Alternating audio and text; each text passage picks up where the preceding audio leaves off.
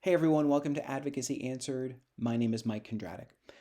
Today's episode, I think, is all about the differences between the tech driven advocacy program and the tech enabled advocacy program. Let's start with the tech driven programs. Tech driven programs to me are the ones that I think sacrifice strategy for tactics, right? They tend to be defined as the sum of their digital tools. Okay, now don't get me wrong, digital tools have made us all better advocacy practitioners, right? We can segment audiences better, we can target them more effectively, we can communicate more quickly, we can mobilize en masse. And as these platforms and tools proliferate, our ability to plan, distribute, and analyze communications tends to get better, right? So most of these digital tools add value. But I think most tech driven programs take this a step too far. They spend too much of their time and resources answering the how questions, right? How we organize, right? Which tool is going to be used to execute which tactic?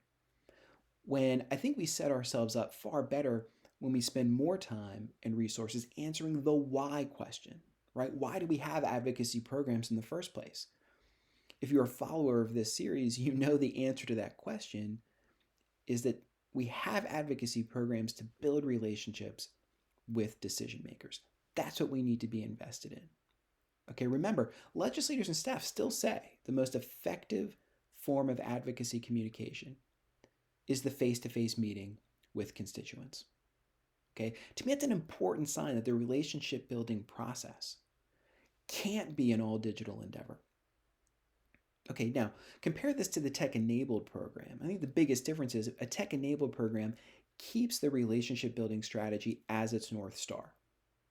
They accept the fact that even though technology has made it possible for us to plan, distribute, and analyze communications with less time and effort, that it doesn't necessarily mean the relationship building process requires any less time or effort, right? So they're going to use the same kinds of digital tools to segment their audiences, target them, and communicate, right?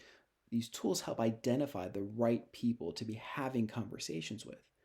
But they also realize that there's an entirely separate set of offline communications that are critical for earning that audience's attention and trust, right? The kinds of communications that need to be hand entered into your CRM, right? So, what are those kinds of communications? Well, it's the little one off phone calls and texts between an advocacy staffer and their advocate, right? It's the advocate to advocate communications that happen in local districts across the country.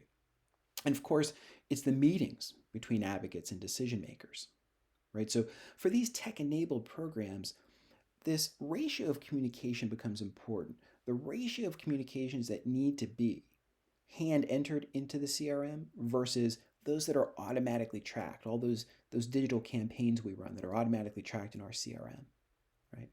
And the higher this ratio, the better sign it is that that organization's relationship building approach is having the right effect, right? I think we are better advocacy communicators when we accept the fact that relationship building is largely impervious to technologically driven efficiency, right? I think when we accept that, we set our communications up to have a bigger impact on our audience.